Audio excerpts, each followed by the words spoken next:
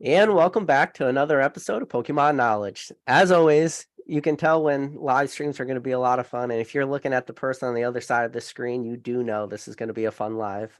Mr. Matt, Pokemon Classics, one of my absolutely favorite people in this hobby. He's been on this channel now multiple times.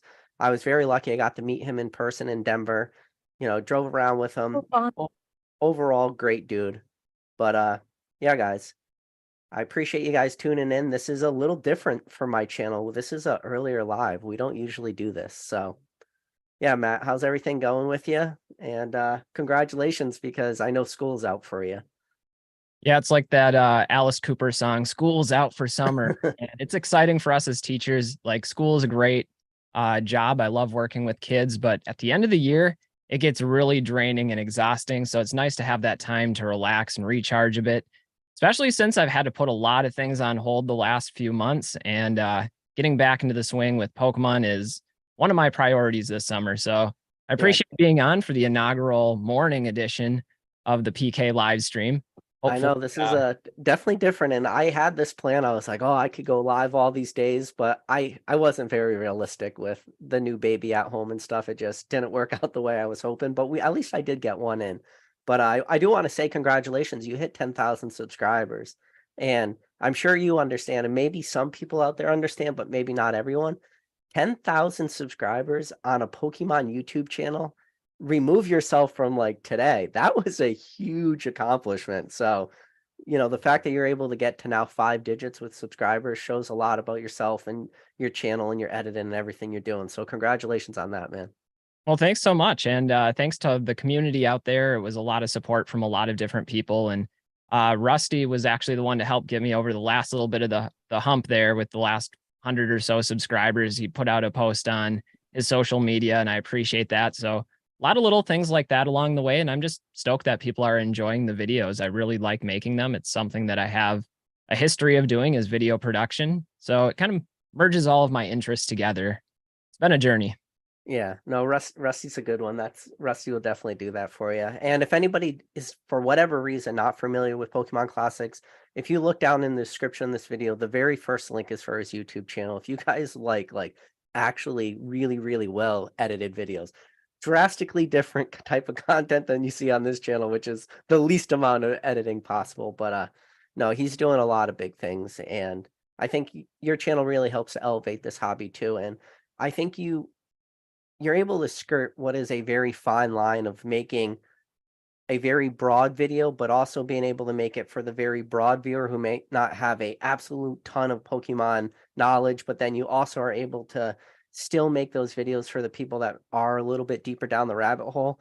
And I feel like that is a very tough thing to do, but I feel like you skirt that line very well.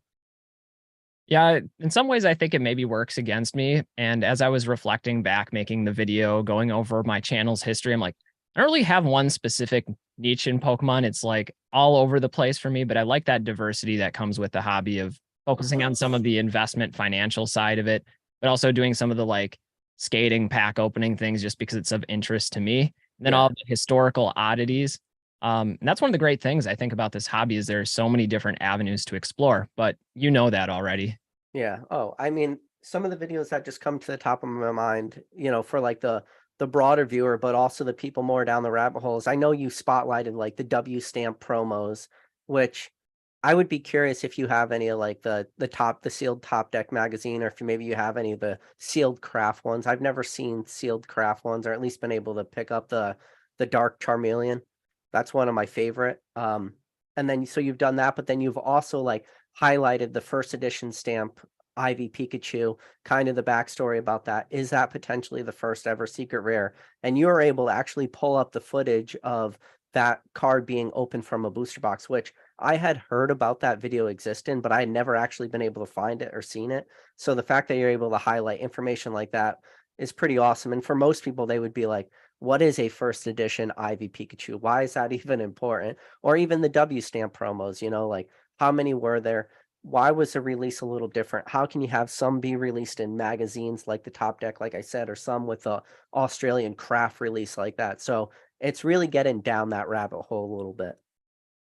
Yeah, and I think the interesting thing about the W stamp promos is they are a very accessible collectible and on the vintage end. but they have a little bit of unique history and some interesting release circumstances around it. So it's that kind of thing that I like, that has that ability for any collector can basically approach that set with relative ease, but also have some sort of learning that comes along with it. That's always been one of my things, is I like the classics for that reason, is the history piece and the nostalgia piece. So putting both of those together. Um, but yeah, I think those are both a couple examples of products that have some of that history that I'm inherently interested in. And it's not really like I'm going out there and picking these topics and doing all the research 100% independently. You have all of these larger communities, like on E4, there's threads going, and I'm like, man, this would be great information if somebody could condense it and put it in a way that's more digestible.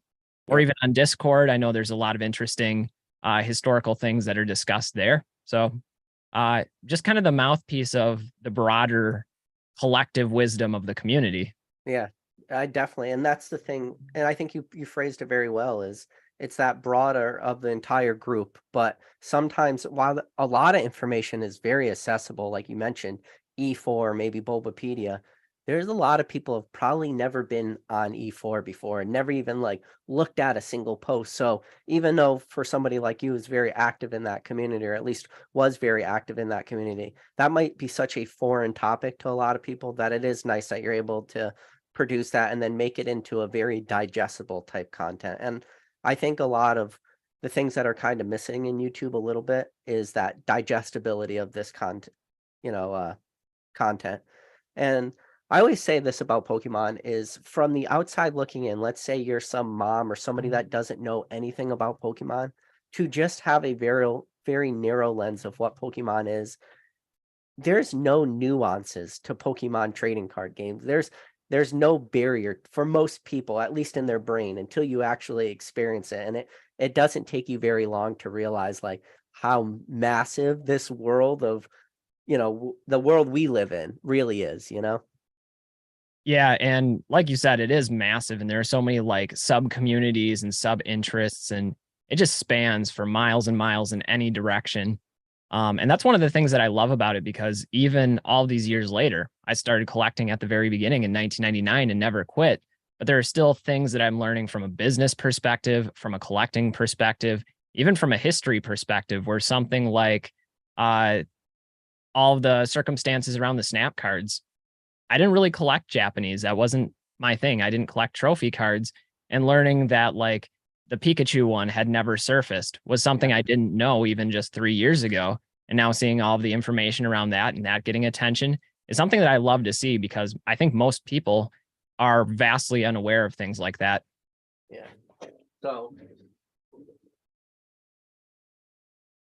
so that card right there, this was how that, so no one really ever saw that card before. And the only reason people were able to ever see that Snap Pikachu was because of magazines like this. And see if I could find it. Was the Magikarp last year that sold for the first time, right? Yep, the Magikarp. Yeah, that was the first time that card ever sold. And like this magazine, we call it the Silver Bible. I don't really know who coined that phrase. That's just how I know it.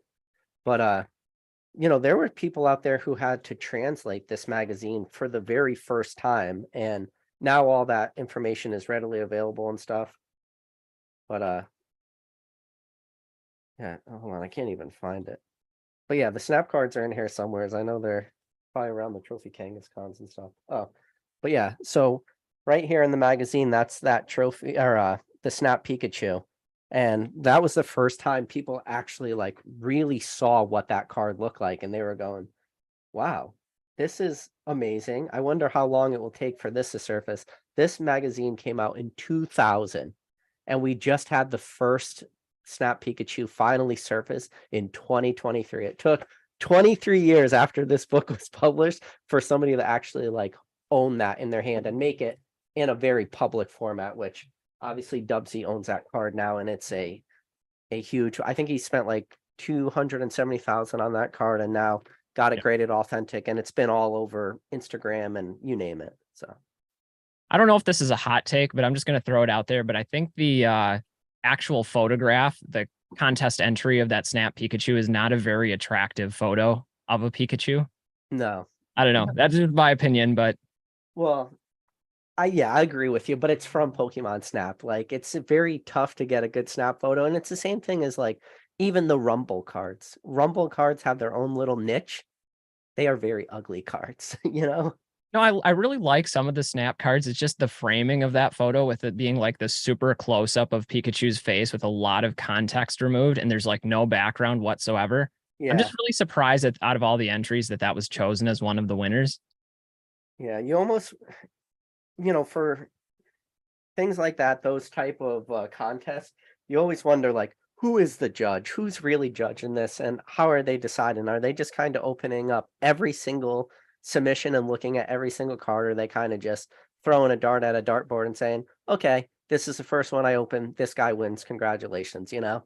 And who would have knew that their 20 cards that they received could be worth potentially millions upon multiple millions of dollars in the future, which is just when you think about it, a absolutely insane thought. Like everybody right now is talking about, I don't know how much you've been following the Lord of the Rings one of one ring card. That card could potentially sell for $1 to $2 million. Whoever owns 20 Snap Pikachus has more value in those 20 Snap Pikachus than the person that could potentially pull the one of one ring card for $2 million. So it puts the world into perspective a little bit. Yeah, it's crazy to think that like 25, 26 years ago, whenever that promotion was originally run, that contest, somebody winning it, collecting those cards, throwing them in a drawer somewhere, being completely oblivious to the fact that they're sitting on a gold mine just a few decades later. Yeah. I guess that could be said of, a lot of different collections and a lot of different cards out there. With that in particular, because I don't think that was marketed in such a way as like this being some substantial prize or No. something that I think people just did for fun because they enjoyed the video game, maybe not even being card collectors themselves. Yeah, no, it is a pretty wild thought to think, but that just shows you like how Pokemon is still growing. And I've talked about this in other videos before. Like Pokemon has this in a way, like it's a tough conversation to have because it has like an illusion of an established hobby, which for you, you've been in Pokemon since '99. You've talked about it. You were a gym leader. You ended up becoming like a professor, running your league, professor, right? No, Or I don't even know if just that was a thing yet that early on in okay, the trading card game, but I like a ran the gym leader. yeah. And then you ended up running your own Pokemon League, like, at a relatively young age at your local mall, which is a cool backstory, and then you kinda never really left Pokemon, so for you, you would say, like, "Yeah, this hobby is pretty established," but in reality, I don't think it's as established as sometimes we might, like to lead on that it actually is, and I think a lot of that has to do with the generation that is kinda returning to Pokemon right now, so I'd love to get your thoughts on that. Do you feel Pokemon is this established hobby being around for 25 years, or do you feel that Pokemon is still maybe not in its infancy, but maybe its teenage years, those teenage angst? The awkward teen years of Yeah, Pokemon. yeah. That could be a good video title. Speaking of that though, there was a E4 thread. I can't remember who made it talking about what is an established collectible. And I found it fascinating and actually started scripting a video around that. I think the basic premise of that article though was talking about how a traditionally defined established collectible has to be around for 30 years and there's some other criteria that it needs to meet. But overwhelmingly, I think Pokemon has met most of those indicators that were listed in the article. It's gone through several like major explosions in popularity, mania phases, and survived and has kind of consolidated interest. So I think that's one of the key markers. I would say that the type of volatility we've seen and a lot of the illogical nature of some of the price movements in certain aspects of the hobby would signal maybe that angsty teen years where still needs to figure itself out. It's figuring out its identity and where it's going to stack up in terms of other established long-term collectibles that have that stability over time. Yeah. So I don't know. I think it's definitely demonstrated that it's here for the long term, Oh, yeah. especially when you look into like how popular the franchise has been and how much market share it has comparatively to other well-established corporations. Yeah. But I do think it needs to still sort of self-regulate, define itself, and figure out like what are those established price points? Where will the fundamentals eventually trickle out? I do think right now we're seeing some places where the fundamentals aren't working in the way that they should, and eventually it will be self-correcting. What that'll look like, I can't say. I don't have the crystal ball, but yeah, teen years of Pokemon. Yeah, yeah, the teenage angst. That would, if anybody could make that video, I think you would be able to knock that out of the park. And just kind of and walk us through, the ebbs and flows of the Pokemon market and like those booms and busts. Because like you mentioned, we have been in a mania phase before with Pokemon, and that was very evident in 99, 2000 when you had your base set Jungle Fossil and then like all that craziness. And then in a very, very short window of time, you went from base set and all the hype that was around it to Expedition Aquapolis Skyridge, and the hype had more or less died by that point, which is a crazy thing to think about. Like right over here, I have the Beckett magazine. I made an entire short series talking about prices, but that Beckett magazine is from January 2002, and there's booster boxes, base set, Jungle, Fossil, Team Rocket, base set 2, Gym Heroes are in there, and all those booster boxes are selling in January of 2002 for $59.95. So that is a boom period and a bust in a short amount of time. That's only 2 years. Now, in this boom cycle has been different time-wise. You look at when did the boom start? People say that Logan Paul hype, so that October 2020. We're already into June of 2023. That is far surpassed 2 years, so. And then, you could go back and in the relative recent time, like look at the Pokemon Go hype and how much of that really trickled into, the Pokemon, the trading card game. Obviously, there was a lot that trickled in there, but was it as big because a lot of people were more or less playing Pokemon Go on their phone, stuff like this? So, Yeah, I think when we pull back and look at the market from a macro perspective, it's almost been like a staircase where you have these really sudden vertical movements like the original one in 1999 that you mentioned, the Pokemon Go one in 2016, to a lesser degree, roughly 2010, 2011, there were certain elements of the market that were moving fairly substantially. Then again in 2020, and then I guess where the metaphor doesn't work is, the staircase is flat on top, so you can step on it, but there's like the down. yeah. But overall, I think the market has been moving in a positive direction. Just when you have those really rapid rises, there has to be some sort of decline. And I think the part, though, where it's a little bit unstable to me, like I already mentioned, is just what aspects of the market are going to become more stable as the fundamentals come into play. I do think that pretty much ever since the beginning, there have been parts of the market that have exploded under, I don't know, unjustified circumstances might be a way to put it, and are still figuring out like where they're going to shake out. Yeah, no, and I think I talk about it all the time. The only person in this hobby who's undefeated is Father Time. And I think Father Time will be the overall person to dictate like what this market ends up doing in the long run. And I'm just happy to be along for the ride. But speaking of being along for the ride, I know you've been, at least in the past, you had graded a lot of cards and you talk about some really, really old PSA submissions you were doing. I want to say you said either 2009 you did your first PSA submission. I could be wrong with that, but 2011. Oh, 2011. But Yep. still, 2011, that's still those real old lighthouse style cert number or labels and stuff like this. So you've been grading for a while now, and you've watched as your collection appreciated over time, and prices have really went crazy for a lot of this stuff. But are you still doing that? Are you still submitting cards at PSA? Yeah, I mean, not as regularly, but I still do several submissions per year. And the goal again is to buy cards raw, usually in collections, hopefully get some of the cards that I still need for my collection, which is becoming increasingly difficult because there aren't a lot that I need. And the ones that I do need are just so scarce and hard to find in the condition that I need them in. But send those out, cards that are extra get sold, and then that helps fund those additional collection purchases. That's always been the strategy. It just became significantly more profitable than I had ever expected when I first started.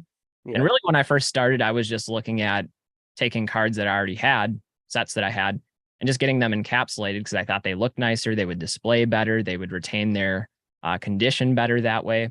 And watching videos from Gem Mint Pokemon and TCA Gaming, these guys got me thinking like, well, why settle for the nines when I already have some tens and a mix of nines?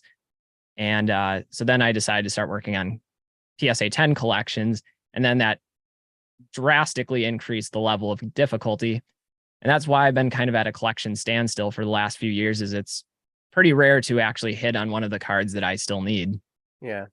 No, I've seen, and if anybody out there is curious what Pokemon Classics collection looks like, he's has a lot of return videos on his channel, and he's gone through some of his collection highlights, and it's a very, very impressive collection. And even what you haven't even kind of scratched the surface on, like graded wise, I know you went through some, I would say not storage finds, but like personal collection finds where you're kind of in a way rediscovering what you kind of put away. And a lot of them were like first edition based commons, uncommons, rares, couple hollows, I want to say too.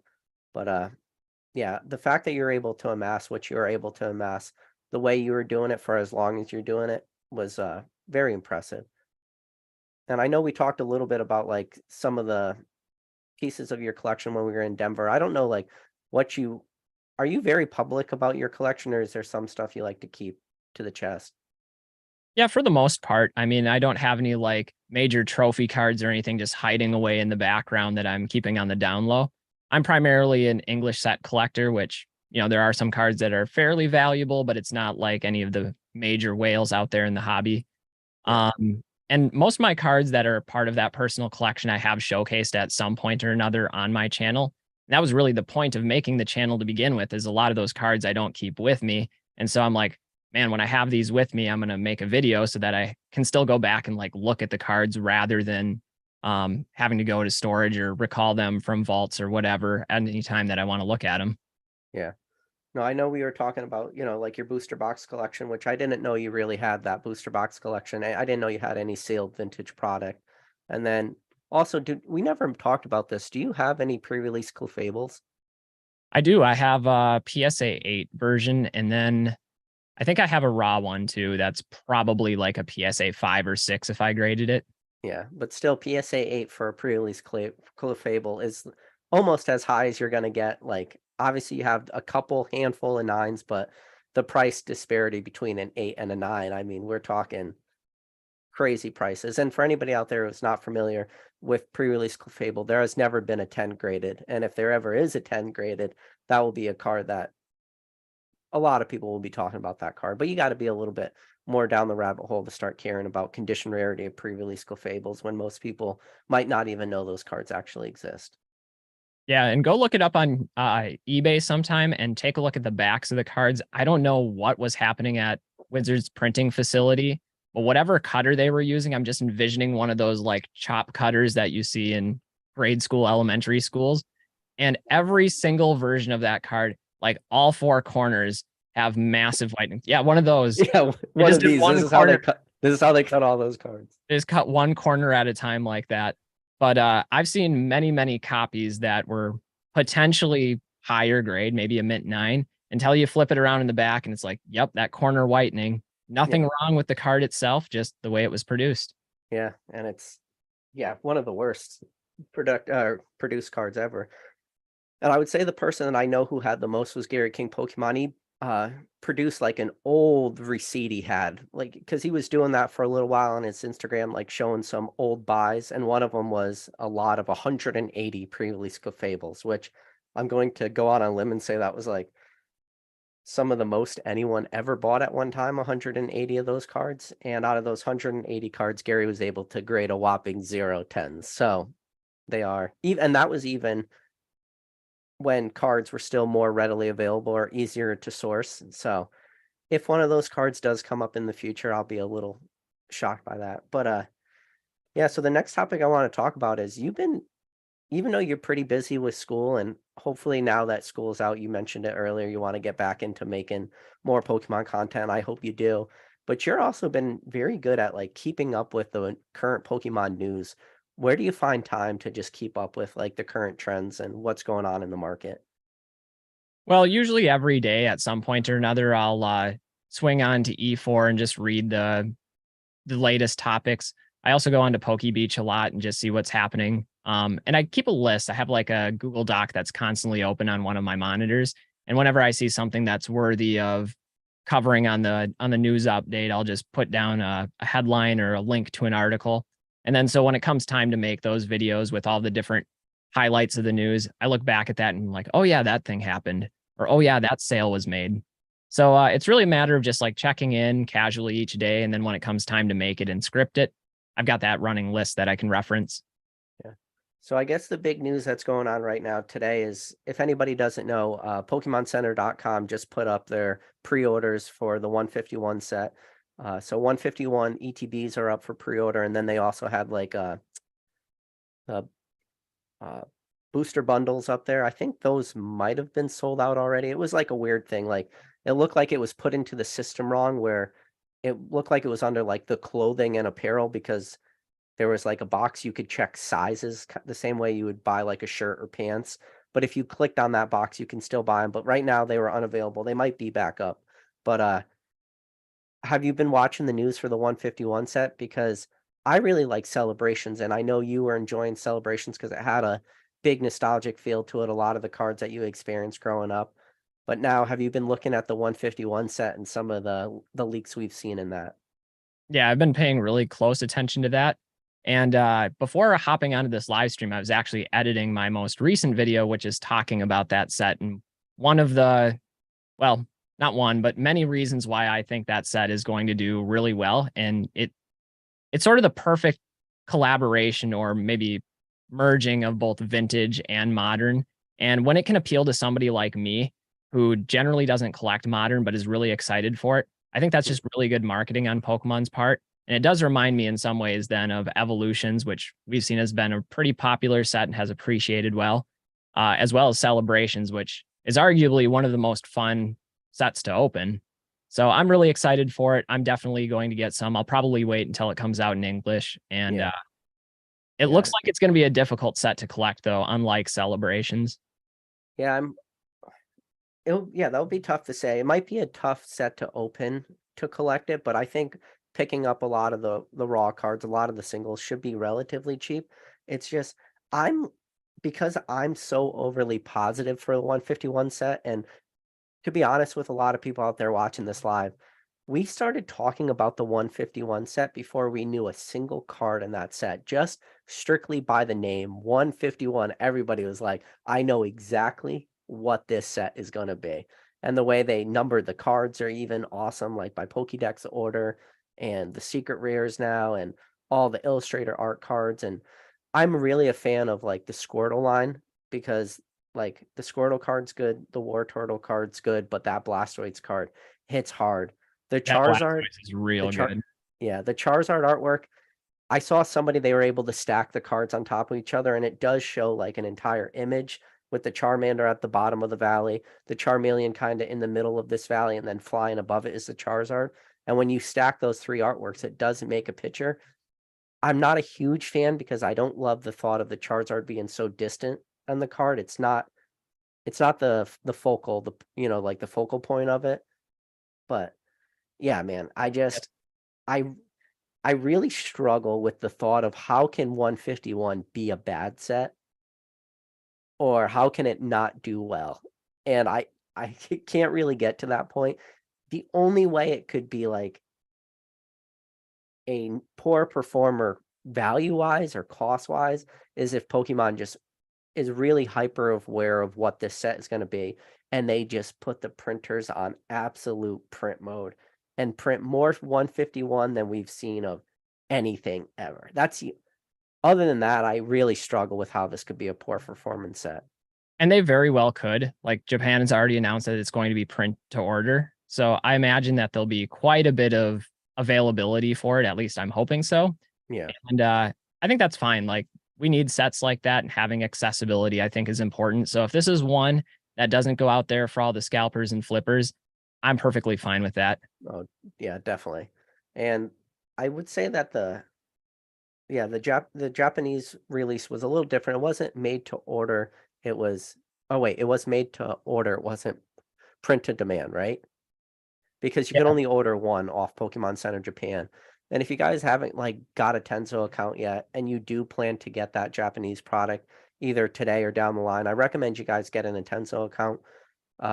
All in with shipping and fees, it works out to be right around like 60 to $65. So it's not a bad price point, taken into account if you were to pre-order that same booster box on eBay. I think they're selling between like 140 and 150 right now. So you save yourself a lot of money by creating that Tenso account. But yeah, I'm looking forward to the English personally too. Have And you looked at the Raichu card in there yet?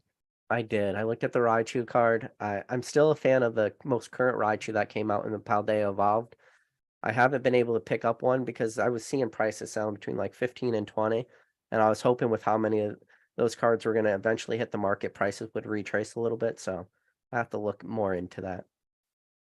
But I know you're a big Raichu fan, right? Or at least that was one of your first cards you ever purchased. First ever card was a Shadowless Raichu from the base set. So Raichu's got a special place in my heart. Not necessarily my favorite Pokemon, Yeah. but that card definitely has a lot of sentimental value. Yeah. So what is your favorite Pokemon? I don't know if I ever asked you that. My favorite is Alakazam. Okay. Love Alakazam. Do you have a favorite artwork?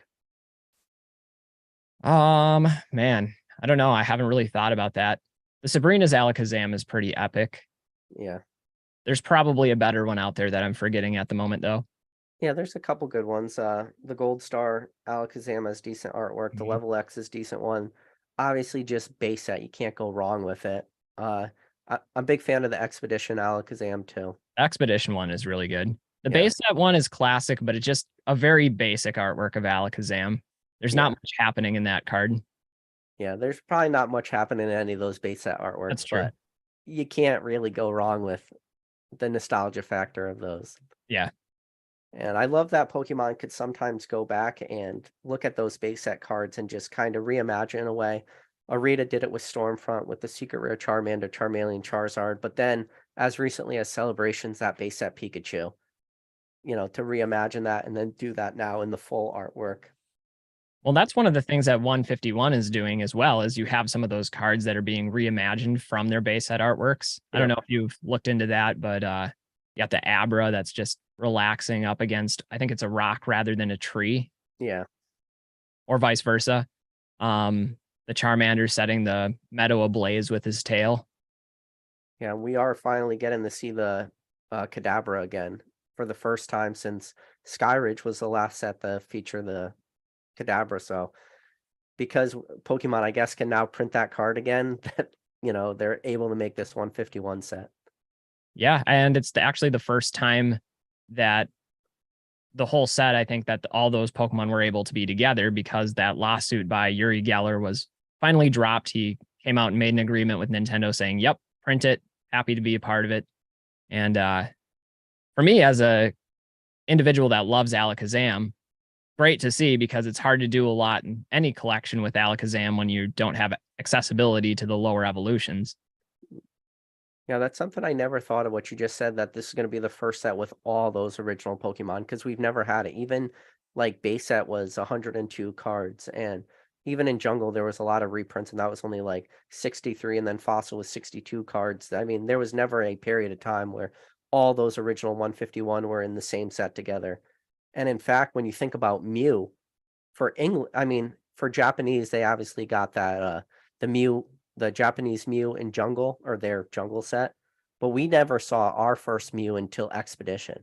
And then there was never another Mew printed after Expedition. So for English, when it comes to actual sets, I mean, yes, you have the Mew Black Star promos are in their own little subset, but when it comes to actual set cards, we only saw one ever Mew for that WotC timeline. Yep. And that marks what, like then 20 years since we've had the ability to have a set like this produced. Yeah. Which is insane to think about. I mean, if you're thinking about in terms of like the entire length of the franchise, that's 4/5. Yeah, pretty much. I mean, especially when you only think of the English release as opposed to the Japanese releases, because what's the date people decide on for Japanese? Like 95, 96, probably more people lean towards 96, but still, like, yeah, it's crazy.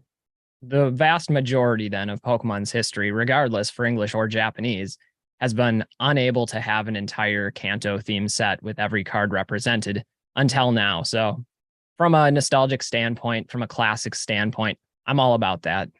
Yeah, because the classics never go out of style. They never go out of style. No, man, it's No, it's gonna be a fun set to open. Do you plan to buy some and actually open it? Definitely. Do you have Like I said, I'll probably wait for the English release, and I think that's slated for September 22nd. yeah. Uh, so pretty recently, my last live, I had Dan Catch'em Collectibles and Jake from Pokenomics. If you guys haven't got a chance to watch that live, it was a great live. It was one of my one of the lives I had the most fun doing in a long time because it was good to see Jake back on alive, and it's always fun to have Dan in a chat.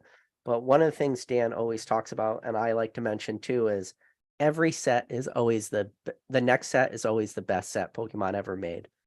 And I feel like this 151 set just keeps like compounding onto that meme of the next set is the best set Pokemon's ever gonna make.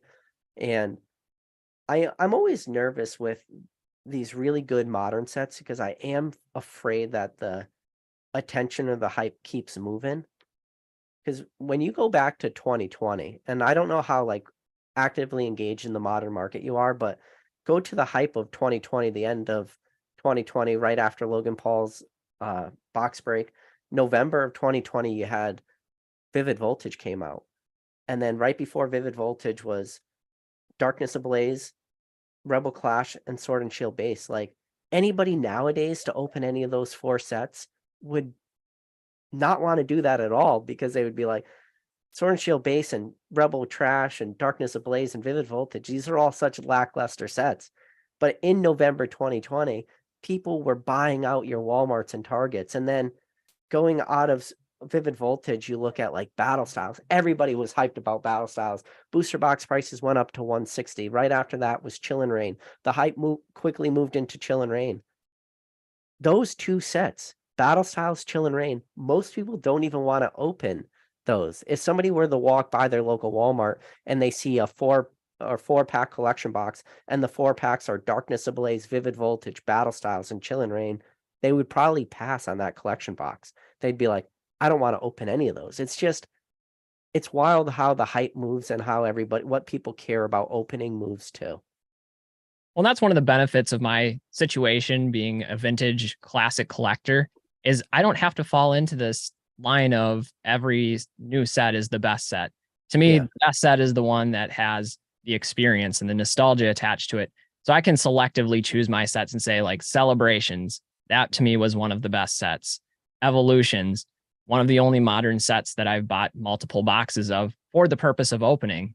I didn't really care how much it cost. They were relatively cheap for the first like couple years that they were released. Mhm. And then now it'll be 151. It'll be that set that I buy probably multiple boxes of just for the experience of opening.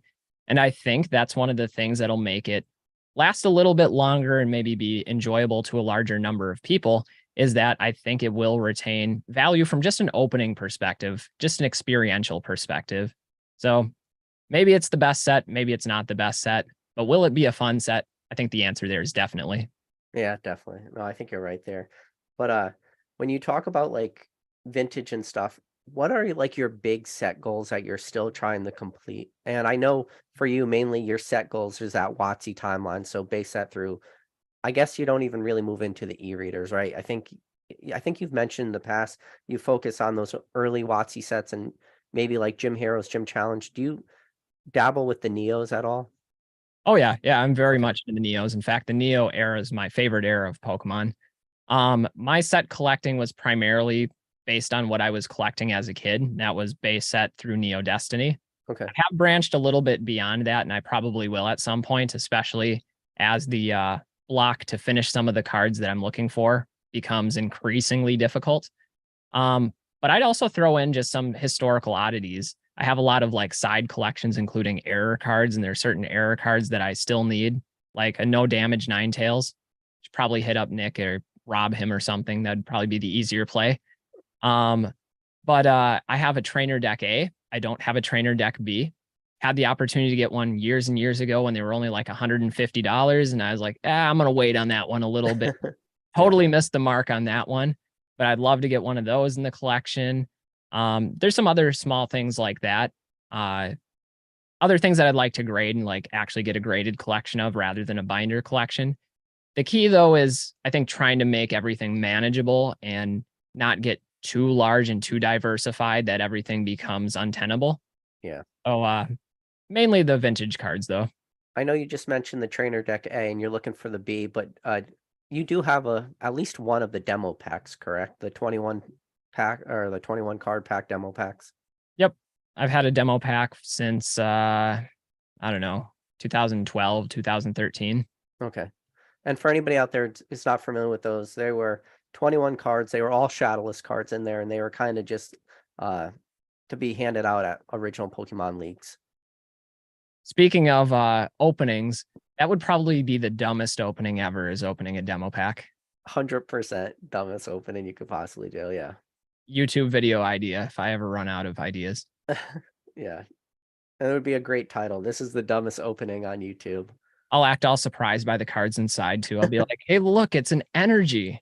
Yeah. Another energy. Uh, It's a Machop. yeah. It's another shadowless Charmander, because how Yep. many of these exist in the world between, the 2-player starter deck and the Brushfire theme deck? I mean, there's so many of those. Well, it makes sense because it was a demo pack. Like the idea was you get like a partial playable deck so people could figure out how the game mechanics work. Yeah. Really cool product, I think. Oh yeah. I mean, it people sometimes lose sight of this a little bit, but like it is in the name, right? Pokemon trading card game. I think some people forget that it's a trading card game sometimes, and they just get overly blinded by just everything else that's going on in this market, and they forget like what the true fundamentals of how this game was released. And I'd say like this game has always been in a weird situation because not everybody was a player. To actually be a player, even in 99, you're probably in the minority of collectors opposed to the majority of collectors. But yeah, I think people lose sight of that sometimes. That's another thing that I'd like to do is pick up one of the Pokemon Classic boxes, which by the way, I deserve royalties from that since they're using my name. I should be careful what I say because I'm using their name. Yeah, you're using their name. Uno They're like, reverse. yeah. But I want to pick up one of those and actually use it for playing the game and just like meet up with some other collectors at some of these events and actually teach people how to play the game. And I feel like I'm not entirely sure how much modern mechanics have changed with the game. And I know there are some modern cards in that, but it feels like it's more of like a vintage gameplay style, which is much slower paced and I think simplistic. And it's just so much fun to actually play. And it's been so long since I've played that I think a lot of people would get a kick out of that. Yeah, definitely, man. Uh looking dude, there's some pretty wild products that this 151 set is coming out with too. So Yeah, Pokemon sure knows how to market. yeah. And yeah. And I don't know, like this is obviously a conspiracy theory or not, but it feels like Pokemon is doing an okay job of throttling the amount of cards they release, which might sound crazy because the most recent statistic that Pokemon released is that they printed 9.7 billion cards, which is like just that number is really hard to wrap your brain around. But it does feel like they're throttling on how much they really could print. But I could be wrong there too, and the reason why I say they are throttling what they could print is because if Pokemon wanted to, and they say it was like a complete money grab, they can go back and reprint Evolving Skies. Like, there's nothing stopping them from doing it, and if they reprinted Evolving Skies, anybody with distribution, they would say, Just give me as much as you possibly can." There would be no, "So you want 10 boxes?" It's, "No. Give me as much as you possibly can." So if Pokemon was really in it completely for the money and nothing else, they could. Yeah, definitely. And they could easily manipulate their release strategy and their allocations towards certain sets, like you said, and focus on the ones that are the real breadwinners. Yeah. But that probably doesn't fit their strategic vision for how they want to operate as a company, how they want to promote their future sets and their future Pokemon and their league play. So I think there's a larger, like, grand scale plan that they're implementing, and they don't really have to go for the easy play. Yeah. And then I think it probably does help that it's a Japanese company too, and they do have like a different set of like morals and ethics opposed to maybe some American ran companies that would be maybe a little bit more money driven. And you look at a company as close as Hasbro or Wizard of the Coast, and you see a lot of like the detriment and the downfalls that are going on in Magic the Gathering right now.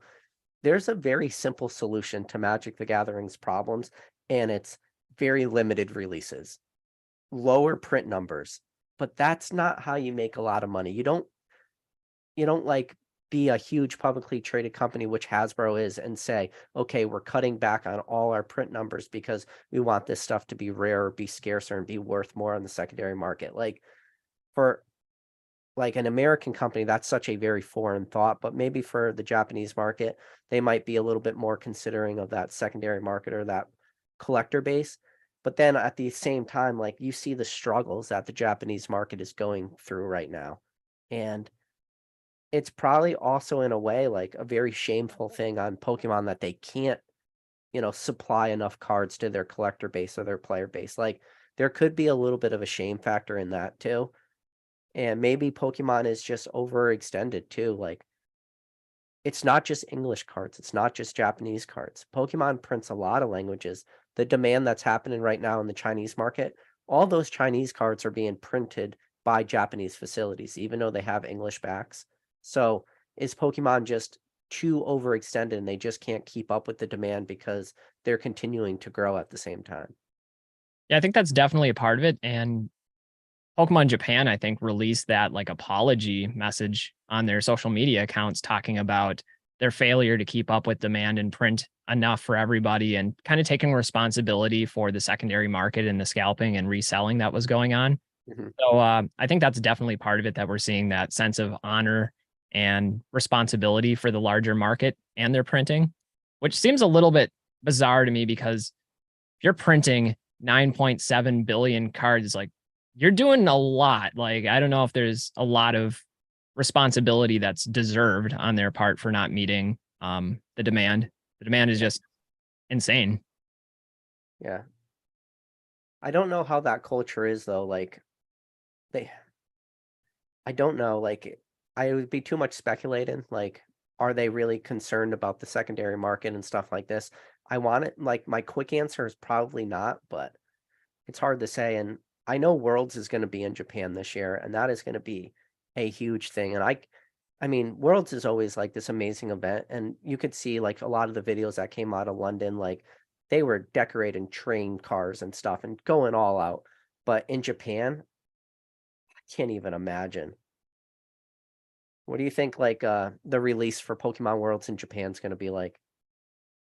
I can't even imagine what that'll be like. I mean, it's homecoming for them. So everybody knows of Pokemon. I'm sure there's a sense of like national pride and identity that's going to be infused into it from local businesses and probably restaurants and transportation and other companies and organizations that will likely form partnerships or marketing deals. I think it's going to be pretty all encompassing. Having said that, I've never been to a Worlds myself. I'd love to go to one day. Uh, but I bet it's going to be a sight to behold, and it's probably going to be extremely, extremely busy. Oh, yeah, and it was pretty crazy, Rattle just recently made a video talking about all the scalping that was going on with those, like, event passes and stuff, and that is a sad thing, a little bit of a detriment for anybody who is, like, super actively engaged in Pokemon and wants to go to those worlds, and you get there and you can't even go into the event just and then the fact that people are starting to scalp those, I do feel that that will be a very, like, kind of a black eye for Pokemon in a way too, you know?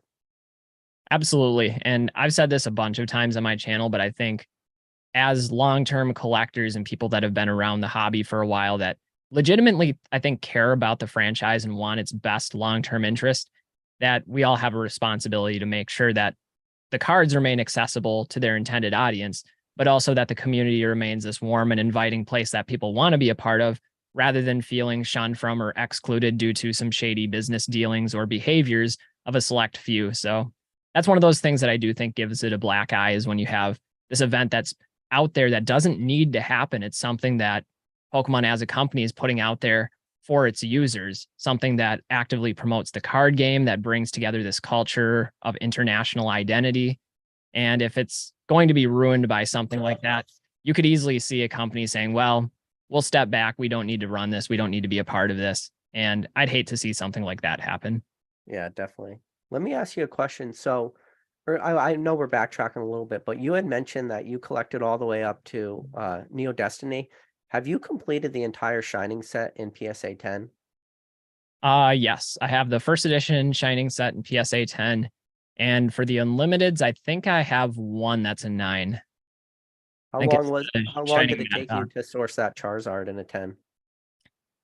I actually have two. The first one that I got was in, I want to say like 2013. It was maybe the third copy that I sent in for grading. And I remember getting the update email saying like your grades are ready to view or something and logging in on my phone. And I was ecstatic that I got that one because that was one of the last ones that I needed. The second one came a few years after that. And I've held them both just because it is such a difficult card to find that. And I was excited because I had graded them both and had like probably 7, maybe 10 copies come through my hands over the years. And so those are the two that I hung on to. Yeah, that's pretty wild. So why have you held on to both the Charizards? Because I know you were talking about like selling some stuff into the hobby in order to grow your collection. And I'm sure a first edition Shining Charizard would open up a lot of doors for you to add things to your collection. It would. There are certain cards that, well, one, there's a little bit of sentimental value attached just to having graded it myself. But also, I genuinely believe that some of the more rare and difficult to find cards, like the Shining cards, will appreciate over time. And I know we had that massive bull run in 2020. So it became tempting at that point, seeing the prices go out of control. But I think that was part of it, is just thinking in the long term game that maybe this is a card that's better to hang on to for now and see where it's at 10, 20 years from now. Yeah. Well, that's pretty wild that you have two. There's a very, very large majority of this hobby will never own one. And the fact that you own two is pretty awesome. But so what's like the big missing hole in your collection? Because I know you for base set you have a first edition Charizard and a 9, correct? Yep, I have two of those as well. Two of those. I did the 9 set, a complete 9 set of first edition base, and then I doubled up on all the starters because I wanted one that was a thick stamp and one that was a thin stamp. Oh, So I okay. have two of each of those. The regular set is a mix of thick and thin stamps. I didn't really care quite as much for those, just to have the set complete. But for the big three, I was like, I kind of want one of each. Yeah. What about for your Raichu, number 14 in the set? Is it a thick or thin stamp? Yeah, do you know? I don't. Is it a 9 I though? think it's a thin stamp. It's a 9. Yeah. Do you have any 10s in your collection? Nope. I have graded a couple of 10s. Those ones I've sold. I knew I Yeah. was never going to have the financial means to complete an entire 10 set of first edition base. So the couple that I did get, I sold those and bought more cards. Yeah, definitely. I think I had a Zapdos in a 10 at one point, the Shadowless Machamp in a 10. I think those were the only two. Okay. But still, that's awesome. Just to grade that card in a 10 yourself. Now, did you pick up that card raw? You never opened any like first edition packs at any point, correct? Right. These would be raw collection purchases rather than packs. I actually only opened maybe 3 base set packs ever. Most of the packs that I got would have been like Fossil and onward. Just didn't Okay. have the money, and I was young enough where we didn't have card stores that were selling Pokemon in my city either. It'd be a special occasion driving somewhere else. Yeah.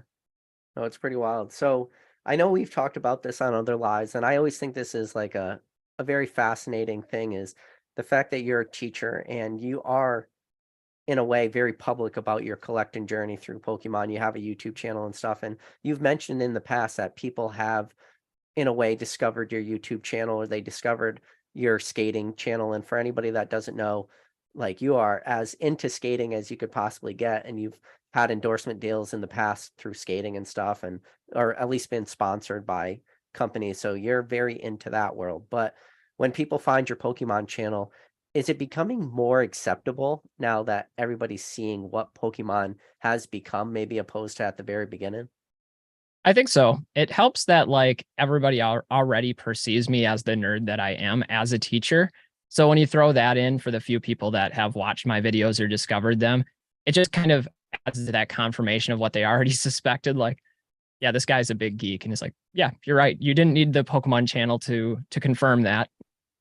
It is kind of interesting though, having the skating side of things too, because that's like an entirely different culture that's much more edgy, much more aggressive. And people generally wouldn't associate that with me, especially seeing me as a teacher. So that's usually where more of the shock and awe comes for students when they're like, whoa, you do flips on rollerblades? Like, oh, yeah, that's one of Yeah. my other passions. No, it's cool you were able to merge those two passions too. You merge your passion for skating with your passion for Pokemon, and you were able to pump out a couple of those like videos, which it was the first time I actually saw you skate were in those videos. I don't know if you had shown that in the past, but yeah, it was pretty wild to watch you do that. And then you're able to turn that passion and make content out of it where you had the complete certain tricks and stuff like this, whether it was a backflip or not. And then you could open a pack of celebrations as a reward. I thought that was pretty wild. Yeah, I'll probably do some more videos like that at some point this summer. Now the weather's nice and I've got the rollerblades back on, and just really exciting time of the year because again, I have access to all these different opportunities to do things that I enjoy. Yeah. So have I had you? I haven't had you on my channel since Denver, have I? I don't think so. So I never got to ask you, what was your overall feel for Denver? Like that was your first, well, I guess that's not really true because you were at Pokemon Saves the World, so you were at other bigger Pokemon events, but what was your first experience at Collecticon like and getting to meet a lot of the people that in a way we've all become good friends with? Yeah, so I went to a Collecticon prior to that. I went to the Okay. Dallas one last year, and then the Denver one was the second one. Denver was such a unique experience though, because we had so many of these collectors and people that I've known online for a while that I haven't met in person. And it was the best. Like I'm hoping that we get the opportunity to do something like this again. And making the recap video, just I had the biggest smile on my face the whole time because I was going through hours and hours of footage, seeing everybody interacting, having that whole like booth section with all the guys in there, being over at Swami's house. He was a gracious host, putting up with everybody's nonsense and all the openings. It was just like everything that I would have ever wanted as a kid coming into fruition into my adult life in a way that I never would have expected. And so it was kind of like being a kid again. That's the only way I can describe it. Yeah.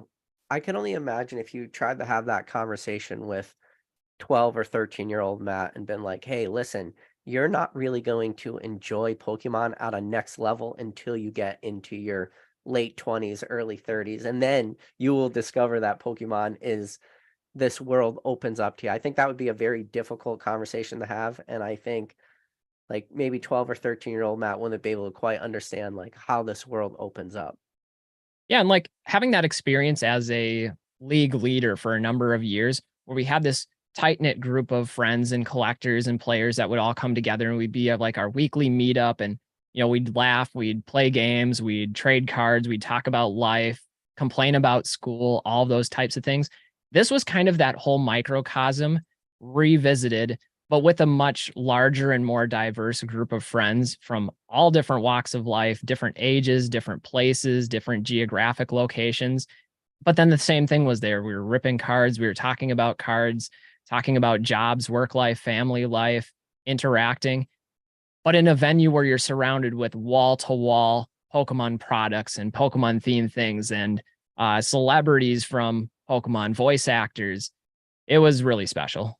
Yeah, no, it's definitely something very special. And I'm going to the Collecticon in Charlotte, so I'm looking forward to that. I'm hoping I could recreate some of those memories. And I think that's the cool thing is while Denver was such a special thing, I don't think it's impossible to repeat that experience. Like I do believe that all these new events and all these new things that are going on, like I know Pat Flynn, T Pocket Monsters just recently had his card party, and it looked like that was a lot of fun. He had a bunch of content creators there, and really like before last year or before this year, card party didn't exist. That's just one more thing now added to this overall Pokemon experience. And I feel that there are a lot of people that are just in a way still scratching the surface of Pokemon. And just for the 84 people that are watching this on a 11 a.m. on a Friday, which is just an incredible feat alone.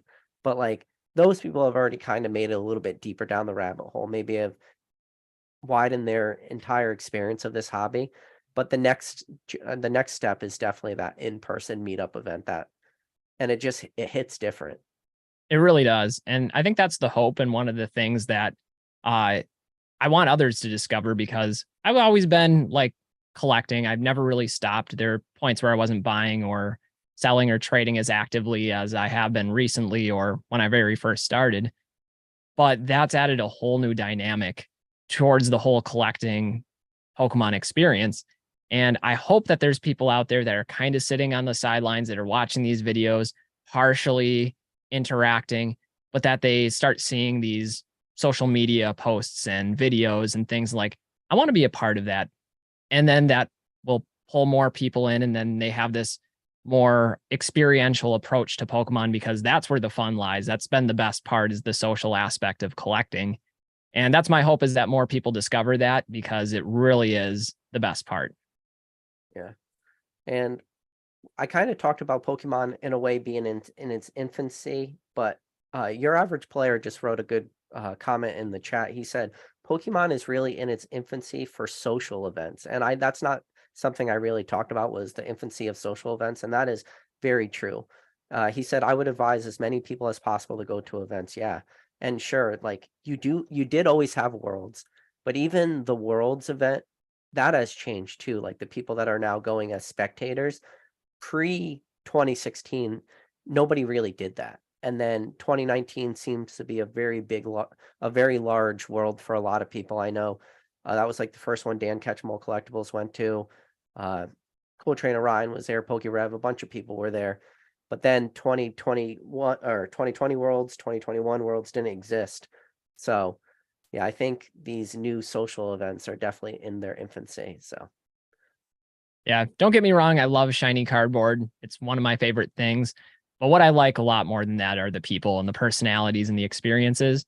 I think once people start to figure that out and there's more opportunities and more venues for those types of experiences, like Card Party put on by Pat Flynn, which came at a really bad time for me. It was the last week of school, last day of school. I think people are going to be shocked and surprised to discover just how much more fun there can be than just the cardboard. yeah, definitely. And even for us, like the first time we met in was in Denver, and you were very gracious to like wait for me down in the lobby of the hotel because I got in a little late. Like I had some issues with my flights, like ended up getting in hours later than I was originally planning on it. But you were gracious enough to wait for me. You drove me to Swami's, but then after the next day we went and had dinner together, and that was the first time like we met Mertz and Lord Pokey Smokes was at our table too.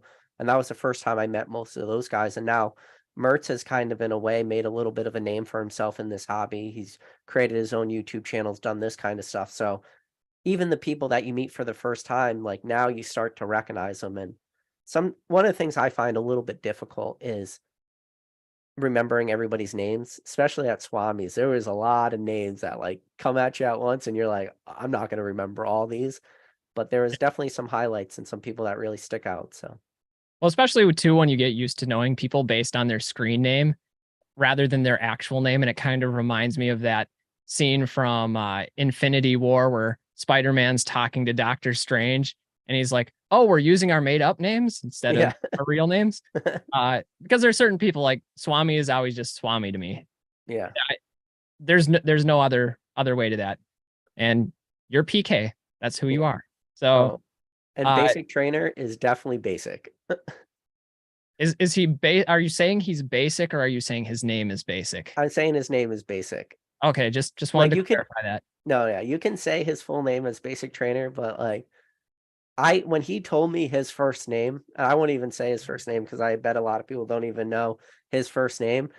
Like I was like, yeah, yeah, we're gonna call you basic. And then I ended up calling him by like the nickname that all his friends at home call him because they don't call him by his actual name. They give him like a nickname for his name. And I called him that and he kind of looked at me and was like, yeah, no, that's too weird, PK. Like we're not gonna do that. Which is ironic because my nickname PK, it was created by Basic Trainer. He's the first one to kind of coin that term. So Yeah.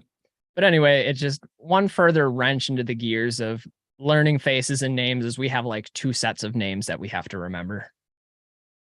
yeah. So I did open up to any questions to the chat, and your average player has a question. He says, as a teacher, have you ever used Pokemon in teaching? I have not, at least not that I can recall. I Uh, try not to use my teaching platform for any sort of like self promotion in any way, shape, or form. It just feels really unprofessional to me. And there have been like conversations where I've had with students where they were talking about Pokemon, or times when kids were playing Pokemon Go, or people having like little keychains attached to their backpack. And I'm like, oh, you've got a Gengar, huh? And they're like, oh, you know about Pokemon? I'm like, yeah, I know a few things. just laughing inside when, yeah, I Yeah. know a few things. And secretly in the back of your head, you're like, yeah, most of my life is obsessed with this, this little keychain you just looked at. I know a little bit. Um, Fat Belly Collect says, question, is Pokemon prices and popularity driven by YouTube? If YouTube content like yourself didn't exist, would prices still be as high as they are? What do you Do you think want to about, does YouTube affect prices of cards? do you want to tackle that one first? So for like channels like mine, I don't think I have like a huge driving factor when it comes to prices of cards. Like I do have the ability if I wanted, because I found this out like in a way accidentally, that I could influence the prices of like single cards. And one of the cards I talked about was the Pikachu. It's 93 out of 92 from EX Legend Maker. It's a box topper that came out of that set. And at the time, the PSA 9 was selling for the exact same price as a PSA 9 VMAX Charizard from Darkness Ablaze. And I compared the two cards in a video and I said, which card has better fundamentals? Are people opening boxes of EX Legend Maker to get the box topper? Probably not. Are people opening a ton of Darkness Ablaze packs? Probably a ton of these Charizards in a PSA 9 going to be graded a lot more.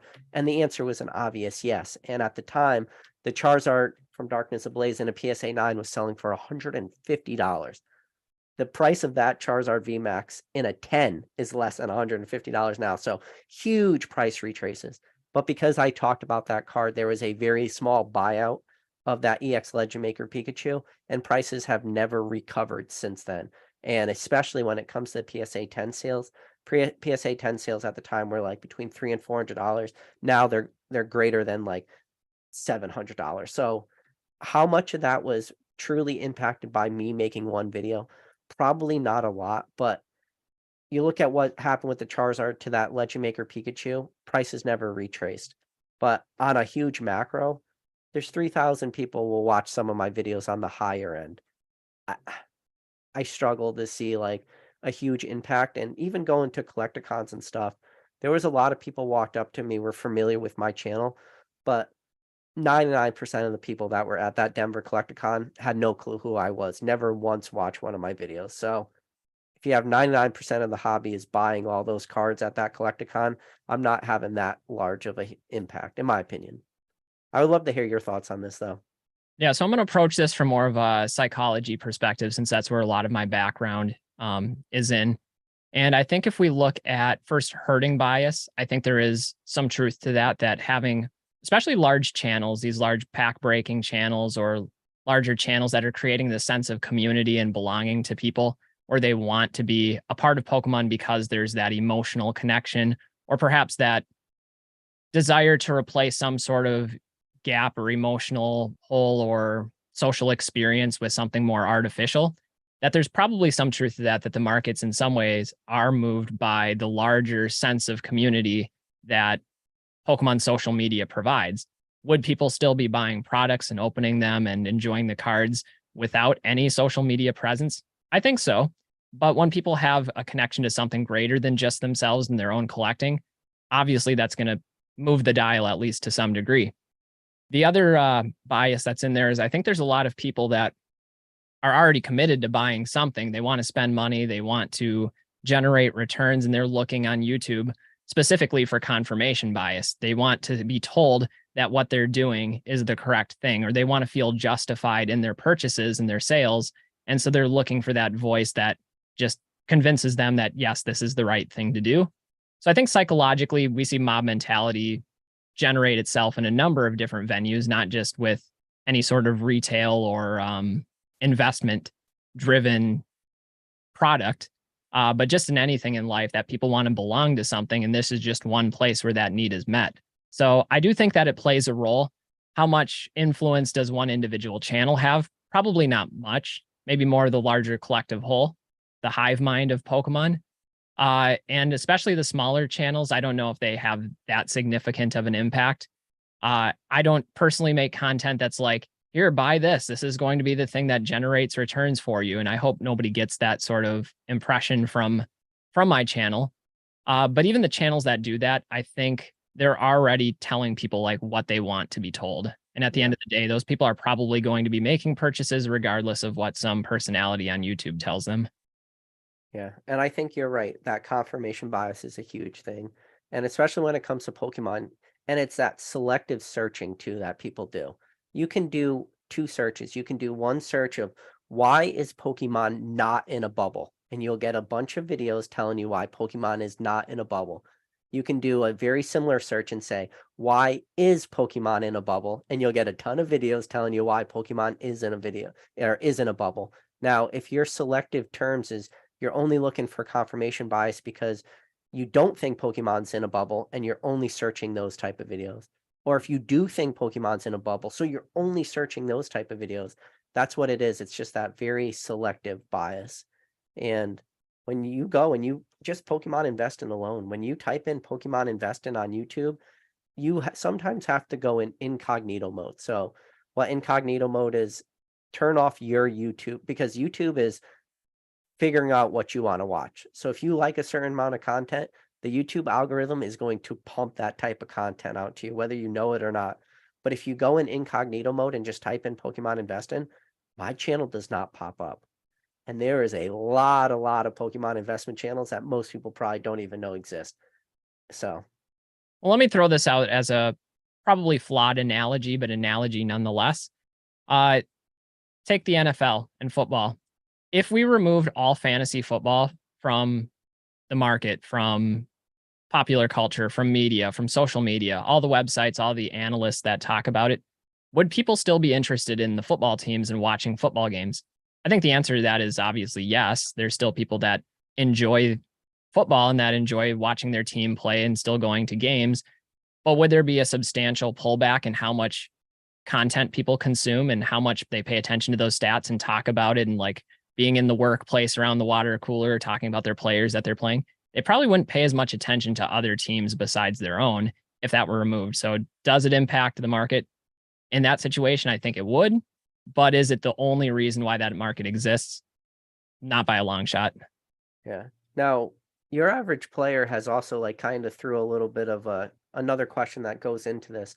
Has social media and money made Pokemon more of like a dick measuring contest, or is it just part of the collection selling game? Because there is validity to that question. Like, are people looking at other people's collections and realizing like, maybe my collection's not as good as this person's, and the only way I'm going to be able to like make my collection either equal or greater to this person's collection is there's only one avenue to really do that and to really do it quick, and that's spending a lot of money.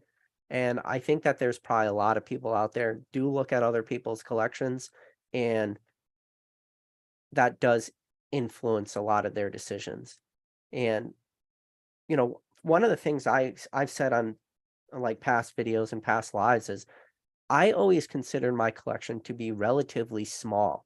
But the reason why I always consider it relatively small or relatively like not that great was because I was always comparing my collection to the Gem Mint Pokemons, to the Rusty TCA Gamins, to like, Poke or SM Pratt, or maybe even PokeRev later in my collecting journey, because they didn't start making videos till 2019. But or even you look at Cool Trainer Ryan's basement and you go, I could still walk around in my basement. Like I'm not even close to that, area of like where these guys are at. But when I remove myself out of the top very small percent of this hobby, and then I look at everybody else's and I'm like, okay, maybe my collection's not as bad as I think it is. But I think a lot of it is, who are you surrounding yourself with in this hobby? And if you are only surrounding yourself with probably the local kids in the neighborhood, like, yeah, my collection would be insane, So, And I do think there's a lot of truth to that, that social media, just in general, regardless of what we're looking at, whether it's Pokemon or anything, does inherently force people to reevaluate themselves, their collections, their whatever, in the context of what other people have. And generally the ones that they're going to be exposed to are the really high flyers, the elite of the elite. And so it's very easy to fall into that insecurity where we start feeling bad about ourselves.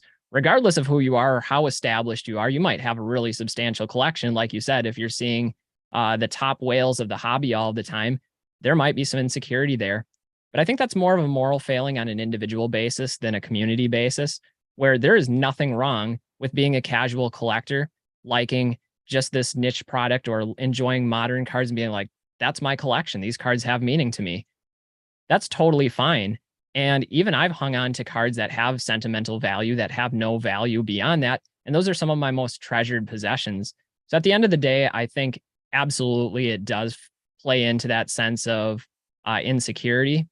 But I'm hopeful that people can rise beyond that, because that's just the nature of life, especially with social media, is we're always going to be exposed to others that have more than we do, that have better looking beauty or elite status in some way that we don't, a better job, whatever. And learning to become comfortable with who you are and what you have without trying to put on this artificial veneer just to impress the world of people that you don't even know is probably a really worthwhile endeavor just for your own self betterment.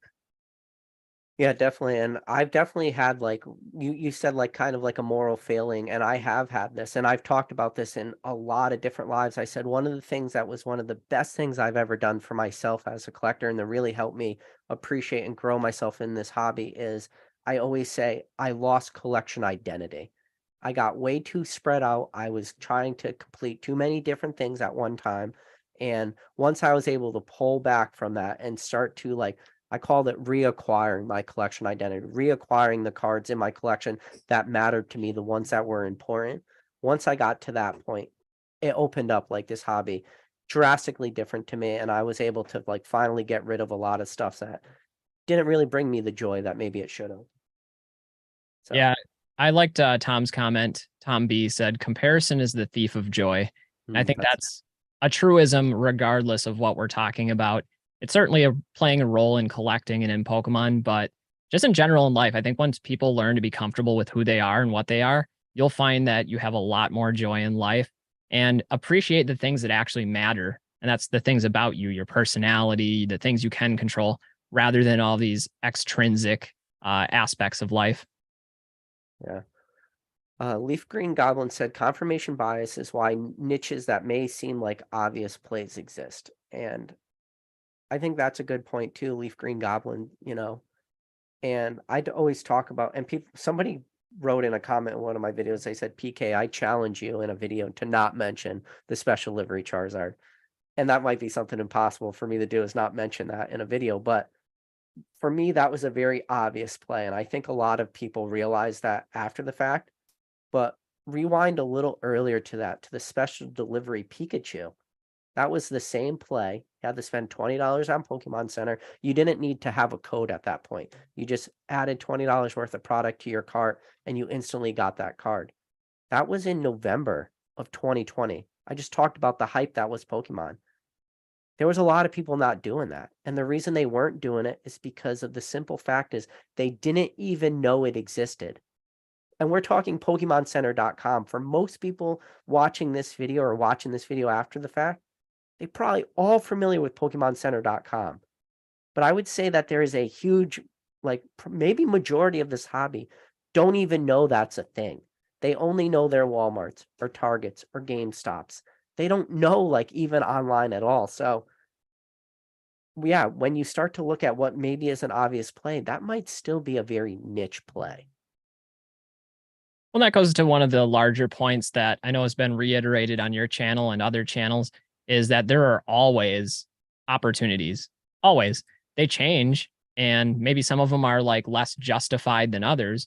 But that's one of the things I find fascinating about this market is that what are those opportunities? Where are they? They're lurking out there somewhere. Just what is it going to be? Yeah. And it's a thing of staying fluid in this hobby too. And to say staying fluid in Pokemon might sound like a weird comment for a lot of people, but it is the truth. And for a lot of people watching these channels, you are living in the day to day of Pokemon. Like the day to day of Pokemon can be, in a way, a little overwhelming. You got so many releases just today. You got Pokemon Center ETBs on PokemonCenter.com. I saw in the chat 151 UPCs were released on Best Buy. While we were talking, I was looking at my phone a little bit. I did do that pre-order, but you got the UPCs released. Like this is very much like in the now. A lot of people will never know that there was pre-orders up today for Pokemon Center ETBs. Everybody in this chat knew. You knew. I made a community post about it like before we went live. The large majority of people will never know that that happened. They don't have their Twitter notifications on or their YouTube notifications on. Well, and going back to the confirmation bias piece and the role social media plays, is I think most people that are out there aren't involved in that day-to-day grind and looking for things and being fluid, like you said, and adapting to the market. They're looking for that instant, short, easy answer, the instant gratification of just flipping on a YouTube video and being told, this is what to buy it here, sell at this point, sell it for this price. And they want just the easy route. And I don't know if that's always, if ever, or often an available route to go in this hobby, because what long-term success is being knowledgeable, being engaged, being experienced. And you miss out on all three of those things if you're just casually waiting just to be told, like, do this. Yeah, there is a little bit. I am envious of those people sometimes who are not actively engaged. And I look at a set like 151 set. We just talked about it. I talked about the Venusaur artwork, the Blastoise, the Charizard artwork. I've in a way spoiled that set for me. And in fact, I probably spoiled every set for the last decade. I've ruined every one of these sets because I've known what the chase cards are. Now, I am envious of that person that never saw a single spoil, never saw a single leak of those cards, and they sit down and they buy their couple packs, and they're experiencing that card or that set for the first time ever. And I'm envious of that. Now, could I, in a way, truly not spoil that set? Of course I could. Would it take a huge effort on my behalf to not spoil that? Yes. I mean, YouTube thumbnails, Discord groups, all this stuff. Like you would have to more or less like remove yourself from the community for a short amount of time to not spoil this at all. But yeah, for that person that could sit down and open a pack of 151 for the first time ever and experience all those cards without a single leak, yeah, I'm envious of that person. So Yeah, I don't think I could do it. Like yeah, I can't. I have when I was a kid, just by circumstance. We didn't really have the availability of looking up sets ahead of time and seeing what the set list was, or let alone even pictures. Yeah. And so having that experience was actually pretty magical looking back on it in retrospect. But I don't think I could do that today. Like I'm so immersed in the hobby and interested in what's going on that even if I wasn't actively seeking it, like if that information was presented to me, I'm going to jump on it. Yeah. So behind those graded cards right there, there's 3 two-player starter decks, but one of those two-player starter decks is the open one from when I was a kid. And in that book is the rule guide, but on the back of it is the complete Pokédex, or not Pokédex, but the complete set list of the 102 cards. And if you look at mine, there's pen where I checked off which cards I had. And when I was completing the base set for Pokemon, I didn't have photos. I had a checklist with the names of the Pokemon and what number that card was in the set. Like that was how I experienced that. And I'm sure that had a huge impact of like why I'm as actively engaged as I am because of that. Like maybe I would have spoiled Pokemon for me if I just had set lists. Or nowadays you buy a Pokemon ETB, every ETB comes with the entire guide of every single card. YouTube, all these things exist. We're spoiling this stuff in a way. Yeah, I could see that. And there's a part of me that's a little envious for a lot of people that are just re-entering Pokemon and rediscovering all the sets that they weren't here for. If you were only here for the early Watts here, maybe you were here for the Nintendo timeline, or you're a little bit older and you're here for Heart Gold, Soul Silver, or Black and White, or stuff like this. There's so many sets that people missed out on. And I'm so envious of the people that can start to look at set lists, start to look at card artworks and go, wow, there was 20 years of Pokemon that happened from base set to today, and all these sets and all these cards and all these phenomenal artworks that I missed out on. And I'm envious of all those people, like to be able to go and just discover some of these black and white full art cards or discover these legend cards from Heart Gold Soul Silver, whether it's Heart Gold Soul Silver base or Unleashed or Undaunted, like I'm envious of that. So, and if anybody out there is watching these videos and they haven't started to experience these cards or start to look up these sets, like do it. You'll thank yourself after the fact. You could voluntarily give yourself amnesia. Yeah, is pretty much. I mean, that's what for a lot of people, a huge period of this hobby was for them was a little bit of amnesia. Let's see. Do you see any more chats? I haven't seen any like questions that really jump out at me, though I do have one for you. It's kind of off topic, Sure. but thinking about the Lord of the Rings, Magic the Gathering release and the 1 of 1 ring card.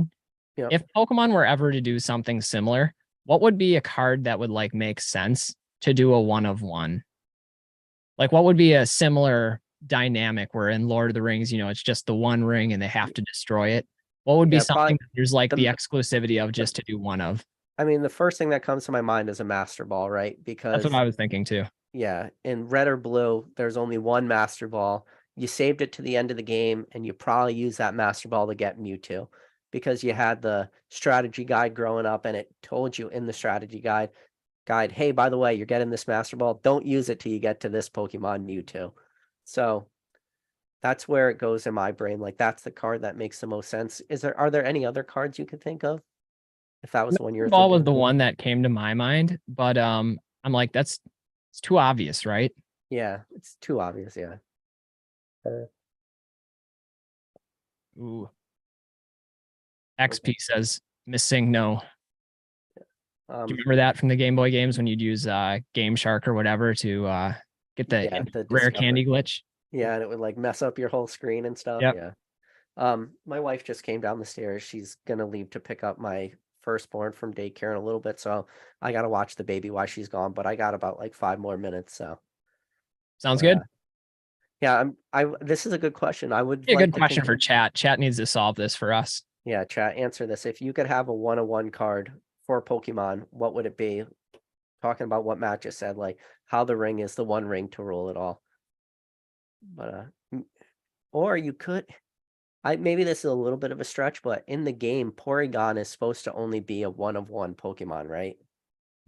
Yeah. But I mean, the card game kind of spoiled that a little bit because you got Porygon 2, you got a million different Porygons.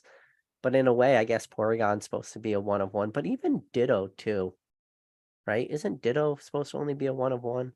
I would assume so. Same with Mewtwo. Yeah, Mewtwo. Mew. Yeah. Or even Mew. Well, yeah, maybe not so much Mew. It's hard. Any legendary Pokemon. The 1-of-1 Arceus card, maybe. The GS ball. Maybe it's an open GS ball and it shows what's actually inside, and that's the only way anybody ever finds out.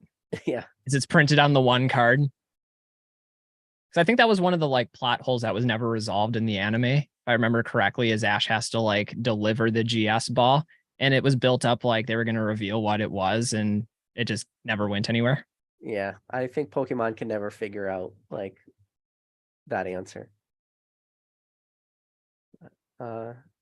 Yeah, so Giovanni's Pikachu says, I feel like Porygon could have some crazy cool artwork possibilities. Yeah, maybe. I would like to see like a full art character rare Porygon card. I know like the points promo one is like a cool artwork, and then the Porygon 2 artwork is pretty cool, but yeah, that's something Pokemon really hasn't done yet. Or somebody also said Alt Art Golduck would be nice too. How about if the 1-of-1 card was a collaboration with every Pokemon illustrator from the entirety of the TCG, where they all like did one small illustration on the larger card? That would be wild. What if you had everyone do, I mean, wouldn't be enough room, but like all the original artists for the original 151 who did the very first artwork. So Yeah. Arita does the Charizard.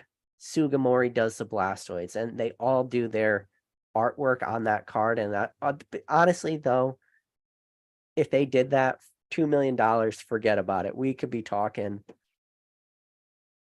It's hard to say. All right, so here's what it is. They do that. Master Ball is featured in the front and center, and the card is like divided into quadrants, but like obviously more than 4, but divided into sections, and each artist has like a larger canvas where they sketch their part of a larger picture, and then they're all just merged together and shrunk down into card size, and then every artist that did part of it actually signs the card. Dude, that card would be millions. I would love to be the owner of that card, but I would never be able to. But millions, millions upon millions upon millions. Right? Like, How many artists were there in the original release of Pokemon? I was just I don't trying to even think know. that. I'm not sure. I'm sure there's a lot of people out there would be able to tell you. If Nap 90s in the chat. Oh, he is. Namp 90s in the chat. He would be able to tell you how many artists were in the original base set, because he's one of the people that is most actively engaged with the artworks of Pokemon, and he's really like doing in-depth dives. And especially one of the cool things about artworks recently is there's a lot of artworks that have been tied in by artists, but you didn't know they were tied in to the artwork of a card for like 10 years. So you're having some cards that are coming out today in Sword and Shield, and the artwork's tying into cards that they made the artwork for in black and white. So, and it takes time for that to be like shown. All right. Well, I'm really attached to that idea, so I'm going to have my people contact Pokemon's people and see if we can work this one out. Otherwise, the alternative backup plan that I'll present to them is that they commandeer Basic Trainer's Ponychu card, and they like file some litigation against him. They forcefully remove it, and then they reinsert it into a pack. No, that would be great. A My Little Pony back in a Pokemon. Yeah. Yep. That could be the one of one. Yeah, but if they did that, yeah, Basic would be a sad man, and the price of that card would explode, and he'd have nothing to do with it. Well, part of the deal is they would rig it so that he somehow ends up with the booster pack, but it's never actually confirmed that he had it in the first place. Like all social media trail of it is wiped out of existence. Yeah, so Namp90 says, damn, I'll have to check. I have not looked at base in a while. Yeah, it'd be curious how many. I don't know. I don't have the answer for that. How many artists were in the original base set? But yeah, Matt. Sorry, I wish I didn't have to go. I'm really enjoying this, but I did Oh, tell this my is a wife lot of that I fun, would watch the baby. and I think this is a great stopping point, right? Everybody can think about that hypothetical one of one special illustrated and autographed card. That's Yeah. the dream. Yeah, if you guys want to do me a favor after the live's over, write me a comment down in the comments below. Let me know what would be your ideal one of one card in Pokemon. Would it be that Master Ball? Would it be that Mewtwo? Would it be that Porygon? What would it be? But yeah, man. Matt, I can't thank you enough, man. You're always so gracious of a guest. You're always just an awesome dude. You are. There's very, very few people that I hold to a very high regard in this hobby who I do honestly believe are bringing Pokemon into a better place and are helping to grow this hobby. And you are hands down one of those people. You are definitely doing your part to grow this hobby and really bring it to a good place. I think sometimes the drama gets involved in all that stuff, but you are truly a beacon of light in this hobby. And we all should look at what you're doing and take notes of what you're doing and strive to do what you're doing, because you're great, man. Hands down. Well, I really appreciate that. That's some really high praise, and I absolutely Oh no. love coming on your channel. It's always a treat every time. And I appreciate everybody in the chat that's been indulging us through some of these fantasies and reflections and I guess fever dreams of Pokemon that we've embarked through here together. I don't know what else there is to say. What a great way to start out my Friday morning. It's a little bit earlier here than it is for you. I'm in Central Time, and I feel energized now to get some work done. So this is exactly what I needed. Awesome, man. And I look forward to all the videos. And now that it's summer break, I'm sure I could speak for everybody in the chat. We're all looking forward to some more Pokemon Classics videos. And I always say, anytime your videos come out, have to kind of stop everything I'm doing because I need to watch your videos. I cannot just listen to your videos because the editing quality and everything you do is there. But yeah, man, I appreciate you and everybody in this chat, everybody who tuned in real time or everybody who tuned in after the fact. I know I could speak for myself. I know I could speak for Matt. Guys, we appreciate every single one of you guys too. If it wasn't for you guys, we wouldn't be making these videos. But yeah, as always, we'll catch you on the next video.